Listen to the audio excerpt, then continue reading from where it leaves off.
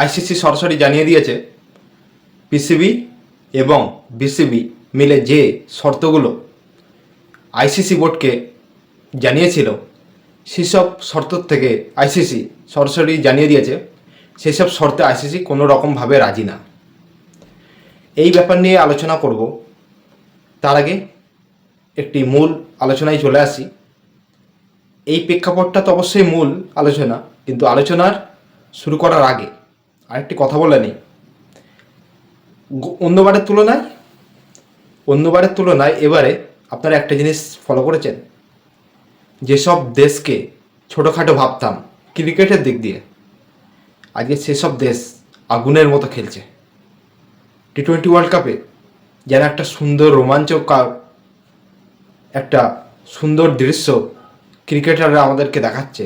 সমস্ত পাবলিকেরা দেখে খুশি হচ্ছে যে এসব টিমও 200-180 রান টার্গেট দিতে পারে। আজকের দুটো ওয়ার্ল্ড কাপের গ্রুপ স্টেজ ম্যাচের যে খেলা ছিল, সেখানে স্কটল্যান্ড এবং ইটালির যে খেলা হয়েছিল দুপুরে, সেখানে স্কটল্যান্ড 207 রান টার্গেট দেয়, সেখানে ইটালি 134 রান অল আউট হয়ে যায় এবং স্কটল্যান্ড জয় হাসিল করে। তারপরে ওম্যান এবং জিম্বাবুয়ের যে খেলাটা হয়েছিল, এটা হয়েছিল কলম্বো সিংহলিজ স্পোর্টস ক্লাবে হয়েছিল শ্রীলঙ্কায়।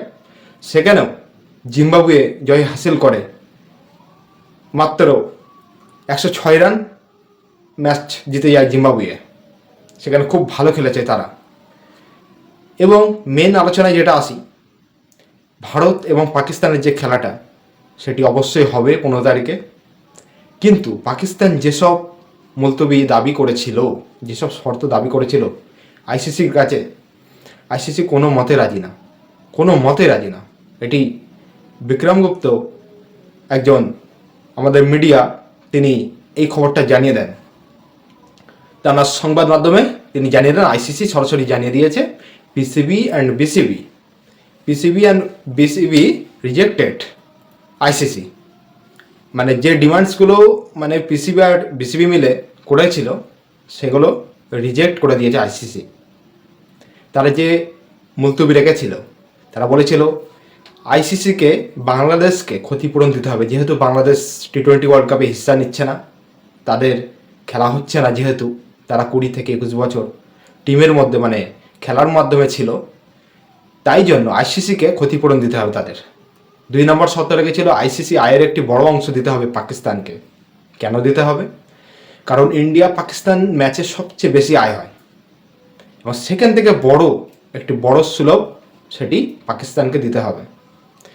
3 নম্বরে রেখেছে ইন্ডিয়াকে পাকিস্তানের সঙ্গে একটা দ্বিপাক্ষিক সিরিজ খেলতে হবে, মানে ওডিআই এবং টি-20 যে সিরিজ আছে, সেই সিরিজ খেলা দিতে হবে আইসিসিকে। ফিউচারে 4 নম্বর ফিউচারে পাকিস্তানকে ওডিআইয়ের জন্য এবং টি-20 বিশ্বকাপের আয়োজন করার জন্য পাকিস্তানে এই আয়োজন করতে দিতে হবে আইসিসির কাছে। এটি একটি তারা নোটিফিকেশান জানিয়েছে, মানে তারা জানিয়েছে এটা। 5 নম্বর লিখিত পত্র জমা দিতে হবে যে ভারত পাকিস্তান সফর করবে। ভারত পাকিস্তানের সফর যে করবে, সেটা একটা লিখিত পত্র জমা দিতে হবে আইসিসিকে। তো এই সব ডিমান্ডস যে করেছিল, সেইগুলো আমাদের ভারত তো কখনো যাবে না, কখনো করবেও না। প্লাস সরাসরি আইসিসিও জানিয়ে দিয়েছে এই মতামতে কোনোভাবেই রাজি না, কোনোভাবেই না। তো দেখা যাক সামনের দিন কি হয়, পাকিস্তান আবার কি নতুন একটা ড্রামা বার করে, দেখা যাক। জানি কোনো কিছুই হবে না, লাস্ট পর্যন্ত খেলা হবে 15 তারিখে, এটা ফাইনাল। তো যাই হোক বন্ধুরা, দেখা হবে পরের ভিডিওতে। টাটা।